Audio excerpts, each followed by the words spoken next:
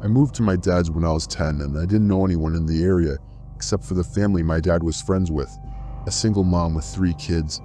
Luckily there was a girl a couple of years older than me.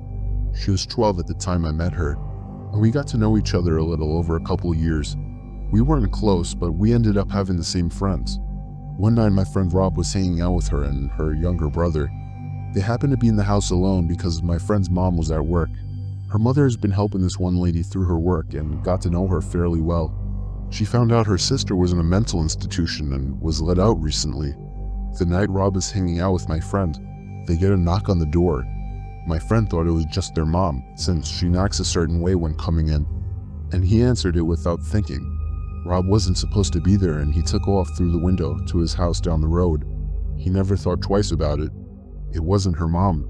It was the sister of the lady her mom was helping, and she figured out through talking to her sister where her family lived and her mom's working schedule.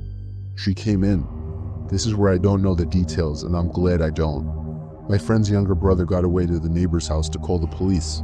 The lady brutally murdered my friend a week from Christmas, decapitated her and left her body naked in a bathtub. She even hid her head. They had to look through the presents, and I don't know where they found it, but they did. I wasn't allowed to go to her funeral. It happened to my wife's grandmother about 15 years ago while we were still dating. Her husband had just passed away about a year previously, but she'd been going down to the library and volunteering. It was exercise and socialization. This was in the winter, so her walk back was while it was getting dark. The library closed at 5 and there was some extra stuff to do before everyone actually left. And on this particular night, she turned down a ride from another volunteer because she needed to stay in shape. The house is about a mile away through some lightly wooded area in South Texas, and as she's about halfway home, she notices someone behind her. He's walking the same direction and gaining on her, which in itself isn't all that particular. She's old and thus not particularly fast, but in this case he seems vaguely sinister. They keep walking. Pretty soon he's right behind her. Then he falls into pace, just staying behind her. Now she knows something's up. But she's almost home. She can see the top of her driveway coming up, and she leaves her lights on so it'll look like someone's home when she's walking in. She just needs to make it another 150 yards, then 100. All that time, she said he was so close that she could feel his breath on her neck. Around maybe 50 yards, it happens. A strong hand on her shoulder. "Okay, bitch, don't turn around and hand over your purse or I'll cut you." She stops for a second, then takes one big step forward, turns and shoots the guy in the neck with the .38 she keeps in her purse. The guy spent the next 5 years in a prison hospital before he died of complications. My wife's grandmother passed last year, but up to the end, she lamented that she pulled the trigger too soon. When I was young, I'd say 8 to 11-ish, my sister, whom is 7 years older, would babysit when my parents were out. At the time, she smoked a lot and my parents made her smoke outside, of course. So I'd follow her outside, play around, annoy her and such. One day my sister notices a car at the end of the driveway, just sitting in the road. It's a white SUV with a bike rack on top. It has the most tinted windows I've ever seen. You could not see inside from the side. It sat there until she went inside, then would drive to the end of the road and sit at the church parking lot and wait until she'd come out again for another smoke. And it would repeat this. Odd, but my sister's a brave lady and just kind of ignored it. That is, until the next day while my parents were out again and it showed up again. It would sit at the end of the driveway and just watch. I don't know what the driver was doing, but he was watching my sister. I know because if I didn't go out, I'd watch from the front window and it would just sit there and watch my sister. She told my father, who was a sheriff deputy at the time, and he called the cops and made a complaint. They showed up, looked around, but the SUV was nowhere to be seen. Months went by and nothing. Then one day, a good 9 months after this had all started and around 4 months since the last sighting, it was back. It became a regular occurrence. Another day, my sister was outside doing her nasty habit, and sure enough, here it comes. This time we were all alone as usual, and she decides she's had enough. She tells me to stay in the carport and she's gonna go confront them. She starts walking toward the SUV, and halfway down the driveway, she would later remark to us, "I felt utter terror. Like I knew if I went any further, I was dead. I was paralyzed by pure fear." She turned around and went inside. Finally, the family car was in the shop for some kind of issue, so we were all stuck home for the night. While my parents are home, my sister goes outside to smoke. I go outside with her, and eventually the SUV shows up. She tells me to run inside and tell my father, and I do. My dad promptly gets his gun and starts briskly walking down the driveway with it in hand, in the direction of the SUV, but not leveled towards it. The SUV floored it down the road and peeled out onto the nearby large highway. My dad, being a cop, noted the year and model and distinguishing features. The scariest thing, the license plate had been covered in duct tape. We never saw it again. I was just 4 or 5 years old and my parents had just separated. My mom was living in a 2-bedroom apartment. I had my own room, but I preferred to sleep in her bed whenever I was staying with her. Our 2 bedrooms were at the end of the hallway, directly across from each other. Our apartment was on the 1st floor, and I remember that it was in the middle of the summer, and my mom had a window open in her room, which was directly behind the bed above the headboard. Anyways, I woke up in the middle of the night and remember sitting up and seeing that our cat was sitting in the doorframe of my mom's room. I should note her door was open and you could partially see into my bedroom. This was strange because our cat was typically always in bed with us. As I was watching him, he walked into my bedroom and meowed. I turned to face my mom and woke her up. In the 3 or 4 seconds it took me to wake her up and ask me what was wrong, we both looked back up at the doorframe, and there was a man standing by my open door, making his way out of the bedroom. I still don't know how she managed to do it so quickly, but my mother proceeded to pick me up and literally throw me out of the screen window. She quickly followed and we were able to start screaming for help and someone called 911. The police came but didn't see any signs of forced entry, only that our front door was unlocked, which led them to believe that the man must have exited that way. The strange thing was that my mom swore up and down that she had locked the door that night with the deadbolt and chain lock. About a week later, she was cleaning the kitchen and opened up our water heater closet and found a notebook with names and drawings, as well as a pair of gloves and some gum wrappers. The police were called again, but all they could do was speculate that the man had been in our house and hid until we were asleep. One day while doing my laundry, one of the lights blew out in my basement. My basement is set up so that the laundry room is split up from the other side of the basement with a wall and a door. In order to get upstairs, you have to exit the laundry room and go through the other part of the basement. So the light blew in the other part, not the laundry room. As it was the only light on that side, it was pretty dark. I finished the laundry I had to do while dreading the walk through the dark basement. I exit the laundry room, get halfway through the basement, and I hear a loud cackle. Imagine a sound people make when they imitate a witch. Take that and imagine the witch had been smoking for 50 years, making her voice deeper and hoarser. That's what I heard, clear as day, right behind me. I didn't hesitate to bolt for the stairs. I waited until my father got home and then changed the bulb. I have yet to hear that cackle since, and I've not told a single person in the house about it. This happened to a friend of mine. She told me about it about a year or so ago. We'll call her Minji. Minji is in her late 20s and works as an English tutor in South Korea. One evening, a few years ago, she was tutoring a high school boy. They were up studying pretty late and the buses stopped running. Being a long way from his house, the boy asked if he could crash on her floor overnight and get the first bus in the morning. Minji was very reluctant because inviting a teenage male student to stay the night didn't sound like a great idea. But he was begging her and eventually she relented. They went back into her one-room apartment and she got into the bed while he laid a blanket out on the floor and they both fell asleep. A few hours later, at maybe 2 a.m., the boy wakes Minji up. "I'm really hungry," he says. "Let's go get some food." Minji opens her eyes and looks up at him in disbelief. "Food? Now? It's 2 a.m. Go back to bed." But the student insists. "No, I'm so hungry. Let's eat something now." She tells him that there's some ramen in the kitchen and he could fix himself some. This doesn't satisfy him. He doesn't want ramen. "There's a 24-hour place just down the road. Let's go there." Eventually, after several minutes of persuasion, the boy gets Minji to come with him to the restaurant. They leave the apartment and head out. As soon as they're on the street, the boy turns to Minji and says, "I'm not hungry. I woke up in the middle of the night and looked under your bed. There's a man sleeping there." They call the police and discover that a homeless man had been living in Minji's apartment, sleeping under the bed for 2 months. The boy only saw him because he was lying on the floor, so he had a clear view under the bed. I was driving a shortcut from 29 Palms, California to Albuquerque, New Mexico. 29 Palms is located in the desolate high desert east of LA.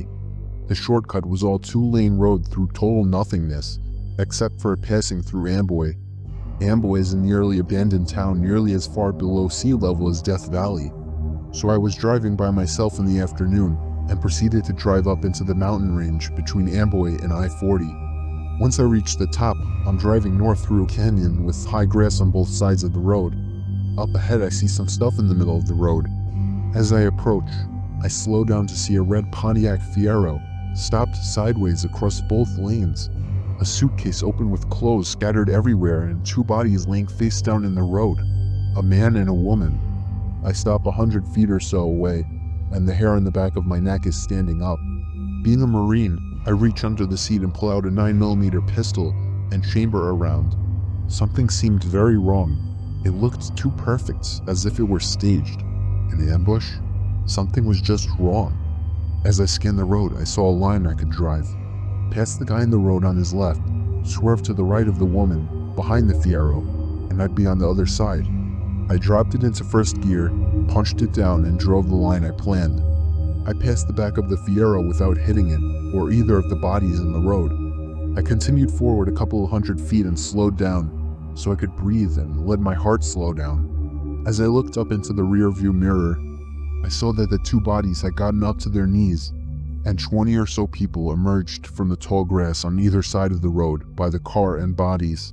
At that moment, my right foot smashed the gas pedal to the floor and did not let up until I had to slow down for the I-40 East on-ramp. I will never know what would have happened to me had I gotten out of the car to check on the bodies or stopped my car closer to them. Some friends and I were doing some night fishing on the James River. We were sitting along the shoreline with a nice fire going, accompanied by the usual idle talk and a few beers, when suddenly, everyone just stopped talking, like a switch was flipped off.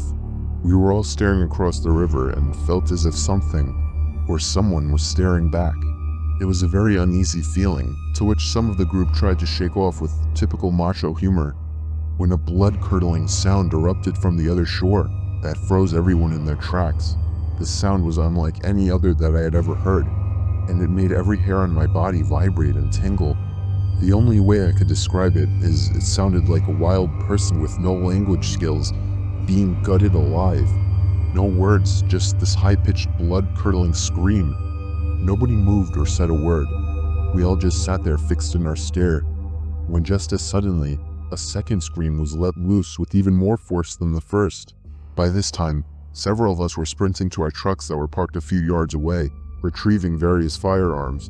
When we got back, we all sat there quietly, with our eyes fixed, staring toward the opposite shore, watching the light from our fire reflecting off the rocks. We sat there waiting for another scream, or something to move on the other side of the river. Finally, a third scream came just as suddenly, but this time, it was on our side of the river, coming from the bushes about a yard away. We all hightailed out of there, leaving most of our stuff behind. When we got to our trucks, we heard the scream one more time, just beyond the tree line. We all floored it the hell away from there, and never found out what was making the sounds. It was a Friday night, and my friend was picking me up in his car from my house. I was in a hurry since we were running late for the hockey game in the city.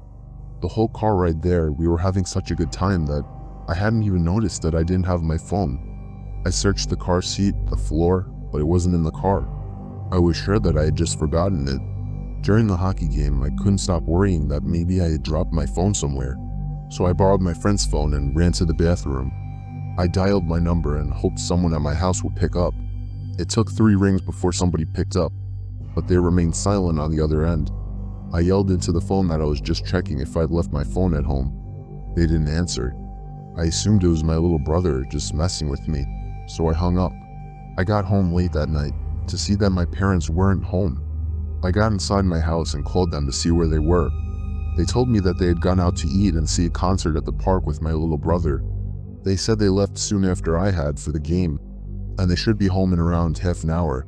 So I hung up and proceeded to look for my cell phone. But then I realized, how could somebody in my family have picked up my phone if they hadn't been home? I felt a pain in my stomach as fear swept over. It was at that moment that I heard the back door to my house open and close. I immediately jolted out the front door to the neighbors and called the police. Apparently, the back door was left open and somebody had simply walked into our house. Nothing was stolen, but the scariest thing is the thought that we could have fallen asleep with a stranger in the house. A while back, there was a family that moved in next door to my family. They had a son who was just twisted. He was obsessive over slasher movies and always wanted me to talk about shit that happened during my time serving in Vietnam that no normal person would want to hear. He also loved tormenting stray animals. This guy was a whack job. He was 19 at the time and my daughter was 7, but he always wanted to talk to her. He'd strike up conversation with her when she walked home from school. He would talk over the fence at her when she was playing in the back. But what really set me off was when he called our house looking to speak to her. That was it. I went over and flipped shit at him and his parents. Told him to stay the hell away from her and I'd better not ever see him again. That's when things got weird. My daughter was always a little imaginative and paranoid. She would think there were monsters under her bed and whatnot. So when she told me there was something living in her closet and she was too scared to get up and tell us at night, but it wasn't there in the daytime, we blew it off as no big deal. A few weeks went by and one night my wife and daughter were staying at my mother's for a girls' night. So I turned the key on the HBO box and watched me some movies, eventually falling asleep downstairs. At around 2 a.m., I get a call from my neighbor with a creepy son, telling me something along the lines of, "We saw that you were up, so we called. Our son is missing." I went by his room to use the bathroom and his door was open, which isn't usual, and there was no sign of him. "We need help looking for him." The phone call woke me up though. I wasn't up, so I asked why they thought I was. "Oh, we saw you walking around upstairs and the light is on." My blood ran cold as ice. I'd been passed out on the couch and I know no one turned any lights on. I hung up on them, ran outside to my truck to grab my shotgun, but noticed the sheriff pulling up to my neighbor's house by this point. I booked it over and told him there was someone in my house, and now I could see the lights in my daughter's room were on, and there was a silhouette pacing back and forth. When the deputies went in, they found the neighbor boy there waiting in my daughter's room with a nice little setup in her closet. He said he liked to watch her sleep in the moonlight. I remember this just vaguely, since I was little at the time, maybe 7. In my old house, my room had its own floor. It wasn't even supposed to be a bedroom. It was more of an attachment to the attic, or a closet type room. The people that owned the house before us used it as a playroom for their daughters. My room also had a huge closet door that was attached to the attic. The closet was elevated up so that you would have to climb a set of wooden stairs to get into it. It had a big sliding door, and it was completely packed with toys and other junk from my childhood. Since I was little at the time, I always got scared of being so separated from the rest of my family and having that huge closet in my room. Then there was this one night. I was laying in bed, afraid after watching a scary movie with my family. Then I heard the sound of a toy fall over up in the closet. I jumped out of my bed and ran to my parents' room. They told me there was no one in my closet. They saw how afraid I was, so they let me sleep in their room that night. The next night, I had kind of forgotten about it until I heard it again. The sound of a container of Legos spilling out everywhere up in the closet. Again, I ran to my parents' room and told them about it. My dad was starting to grow impatient with me. He reluctantly agreed to let me sleep in their room again. The next day, me and my mom checked the closet, and there it was. A pile of Legos lay on the floor, spilled out of the container.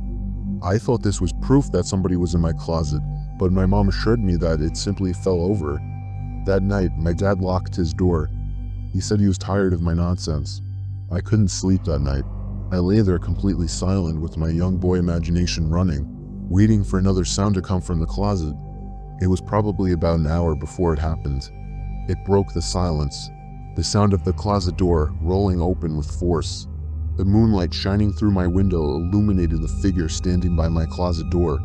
I let out the most horrific, ear-piercing scream you've ever heard, as pure terror swept over my body, a feeling that I still remember today. The figure jumped down from the closet and ran out of my room, and out the front door of my house. My mom ran up to my room in shock, as my dad ran downstairs trying to catch whoever it was, but he never did. The police never caught the man. When I was in 8th grade, I went on a school trip that was called the Louisiana Tour. It was mostly going around to significant sites in South Louisiana. One of the places we went to was Myrtle's Plantation. which is considered to be one of the most haunted places in the country. There are all kinds of stories about the place, but at one point we were standing in a room as a part of a larger group, and the tour guide was talking about something. I don't remember what. As I'm standing there, I start to hear what sounds like someone hitting a piano key.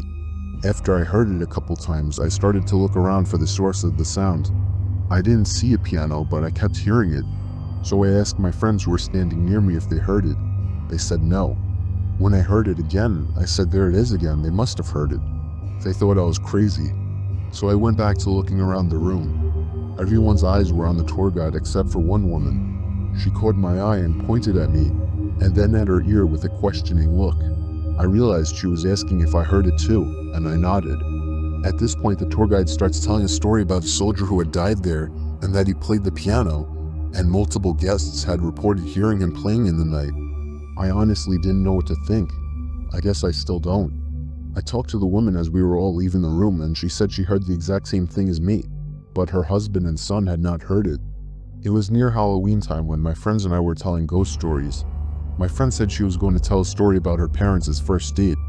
She said she didn't like telling stories since it was actually true, but we prodded her on. To cut to the chase, the parents had a nice, if awkward, first date, and around the time that they would have said goodnight, the male in the situation, who's my friend's dad, suggested that they go for a midnight hike up Provo Canyon. He apparently knew the place since he had done a fair amount of rock climbing in the area.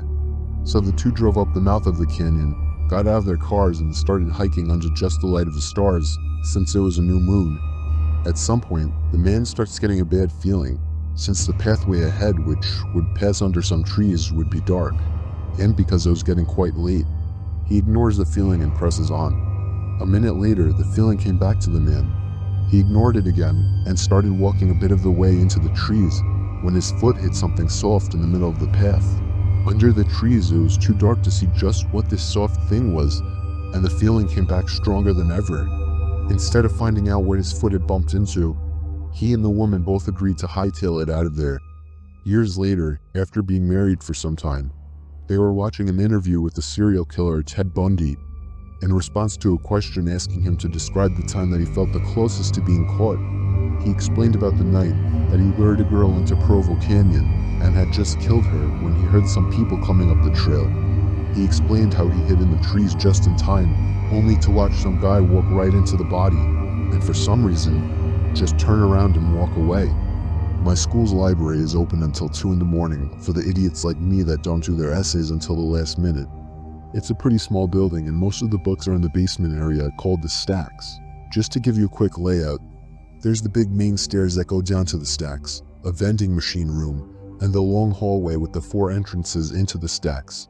The stacks are 2 really big rooms on opposite sides of the hallway with a huge amount of bookshelves and study desks lining the walls.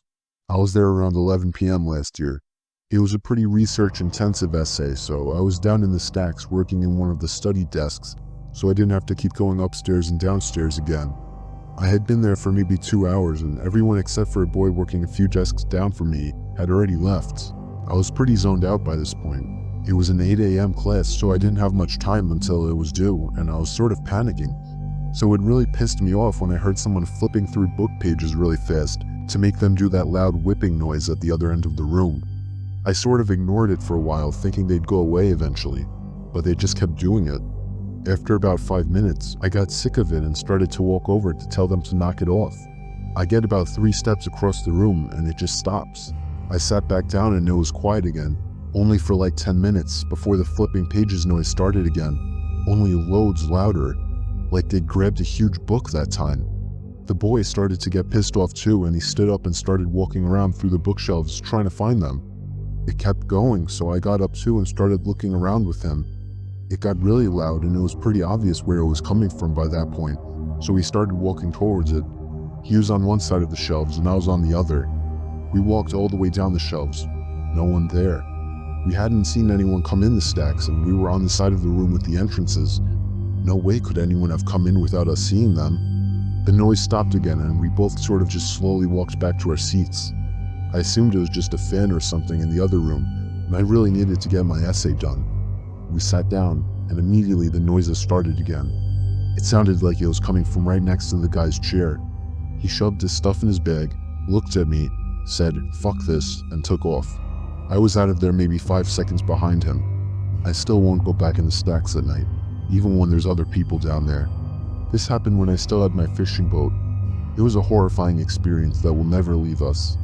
Me and my wife departed from the East Coast for our 2-day fishing trip in the North Atlantic. The first day and night were normal. We got a decent catch. At night we played cards while listening to music. It was enjoyable up until the next night.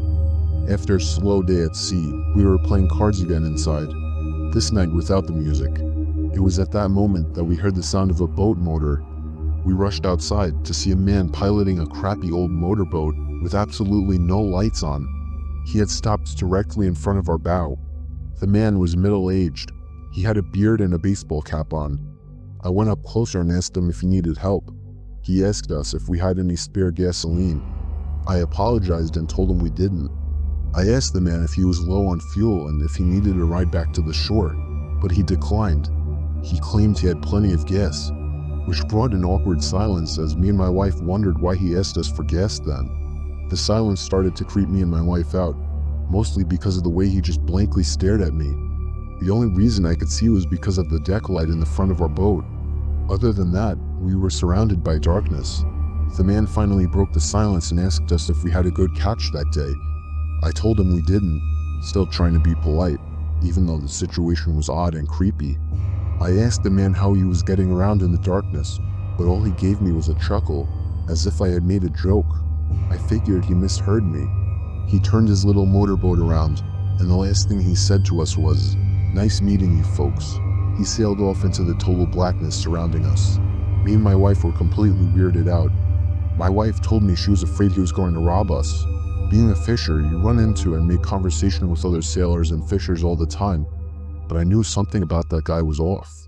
The fact that he came up to us so late at night, so far from the shore, and alone in that little motorboat, and the way he acted, we were both really uncomfortable, so I decided to turn out our lights and sail a bit north just to make sure the guy couldn't find us again. Call me paranoid. Later that night, probably around 2 in the morning, I woke up to the disturbing and ear-piercing scream of my wife. I shot up from my laying position to see a man standing at the edge of our bed. I lunged out of the bed towards the man, but he was out of the cabin before I could even get out of the room. I heard the sound of the same motorboat starting before speeding away into the darkness again. We sailed all the way back to the shore that night and reported the man right away. Of course, nothing was ever heard of the topic again. We still have no idea what the man wanted or what he was planning on doing, but it still gives me nightmares to this day. The way my bedroom was laid out was that across the room from my bed, there's a small alcove that does not receive any light because of the closet that's slightly in front of it. So the closet blocks the ceiling light and the ambient light from outside when it's dark. I was in 4th year high school and was trying to sleep but couldn't. You know that feeling like someone's staring at you? I was feeling it. I couldn't shake it, and it just felt like whatever was staring at me had such malicious intent in it. I opened my eyes and my gaze was drawn to that dark corner of the room where I saw a hazy, darker outline in it. I got goosebumps, but thought that it was nothing there.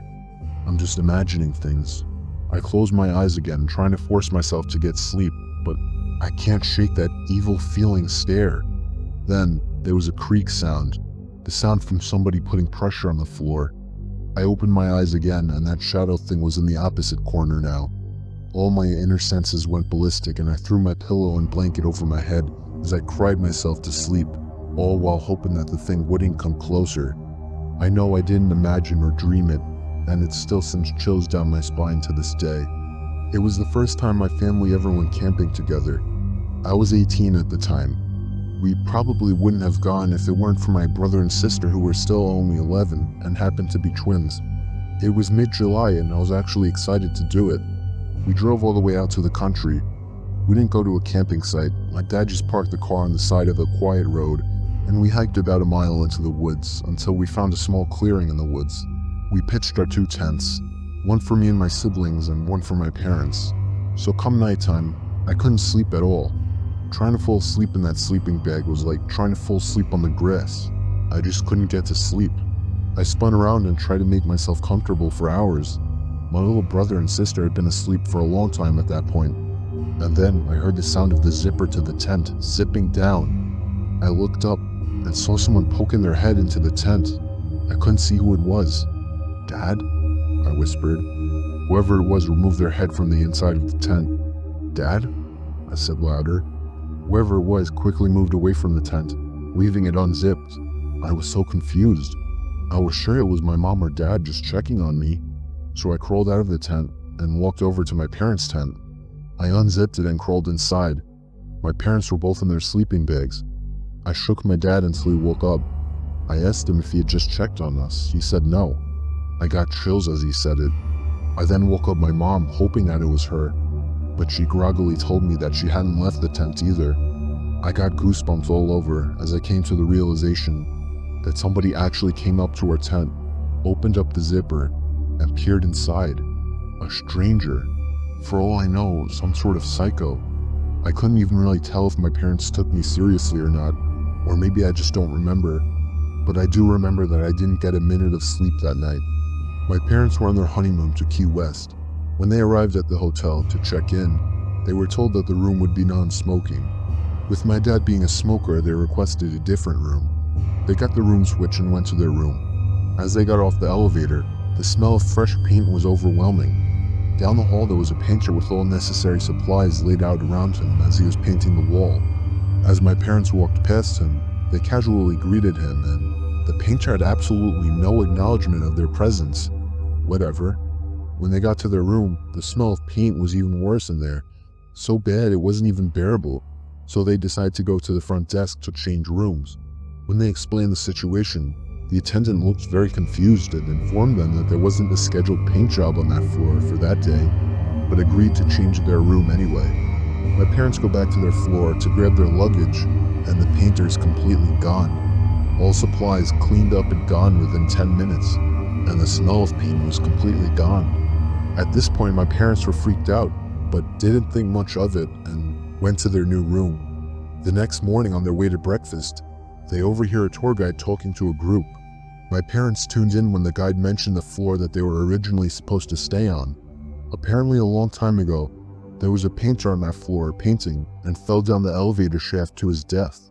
Now my parents don't normally believe in the paranormal, but after an event like this that they had no explanation for, it freaked them out a good bit. This story didn't happen to me, it happened to my cousin, and yet it still freaks me out thinking about it. This story is all too true. My cousin Nikki was on Skype with his girlfriend Sam at around 1 in the morning on a Friday night. She was asking him to come over and stay the night, but he didn't really want to drive over that late. Sometime into the conversation, Nikki noticed the closet door behind Sam open a crack. Nikki pointed it out, and Sammy turned and looked at the closet. They both ended up ignoring it. It was probably another half hour into the conversation that the closet door creaked open even more. Nikki spotted it again and told Sam that her little brother must be hiding in the closet. She denied it and told him the window was open or something, so there must have been a draft. It was about half an hour later that the closet door completely opened, and somebody stepped out of the closet and walked out of Sam's bedroom. Sam didn't seem to notice, but Nikki got startled from what he just saw. He told her that her little brother was hiding in her closet, but what she said next scared Nikki shitless. She told him that she was home alone that night. Nikki started yelling at the screen for her to lock her door and call the police, and that he would be over there as fast as he could. Sam just started to understand the situation as she turned and saw the closet door completely open. She ran over to her doorway and let out a blood-curdling scream before slamming the door shut and locking it. Nikki drove over as fast as he could while calling the police. When he got there, the front door was left open, so he ran into the house into Sam's room. He knocked on the door and told her it was him, but she wouldn't answer. When the police finally arrived, they busted open the door to find her curled up in the corner of the room in shock. She later told the police that she had seen somebody standing face to face with her at the doorway before shutting the door. It was a dark and stormy night, the kind of stormy that I loved, thunder and lightning roaring. So I was staying up late watching movies. I lived with my dad, but he wasn't home that night. He was working nights. Anyway, after I finished watching the movie Forrest Gump for the 100th time, I decided 2 a.m. was a good time to get some shut-eye. I loved going to sleep during thunderstorms. It was just enjoyable to listen to. But suddenly, I heard the sound of something hitting my window. It wasn't the sound of rain hitting the window, but In such a big storm, I didn't think much of it and put my head back down. But a few seconds later, the same noise. Something hits the window again. This time I made the sound out to be a rock hitting the window. My heart started racing. It couldn't be my dad. He would call if something was wrong. Another rock hits the window. I found myself glued to my bed. I didn't want to look out the window, but whoever was outside surely knew I was up there. I had just turned the TV off. They could have seen the bright glare through the window. I just decided if I ignored it, they would go away. Another rock hit the window, and then another. It was getting faster. The rain started to lighten up, and that's when I heard the sound of a truck engine running down in the street. A much louder thump to the window was where I drew the line. I got out of my bed planning to call the cops. I ran down the stairs towards the phone, but as I passed the front door, I saw something. Something through the glass window at the top of the door. It was the face of a person looking through to me. It seemed like they had a smile on their face. I sprinted to the kitchen and called the police. They said there was an officer nearby, and they should be there shortly. Whoever was at the door started fiddling with the doorknob and eventually ramming into it, trying to bust it open. I grabbed a knife for protection and yelled at the police who were coming, before running back upstairs to my room. After about a minute, the ramming to the door stopped and there were no more rocks hitting my window. I still didn't dare to look out the window, but I remember hearing the sound of the truck drive off. A few minutes later, I heard the sound of a police siren outside, and moments later, the doorbell rang. I explained everything to the officer. I described the face as best as I could. Unfortunately, I couldn't provide him any information about the vehicle. If only I had looked out the window. I still regret not taking a quick look. There was never enough info for the police to catch these people. Not sure if they had intention of robbing my house or much worse.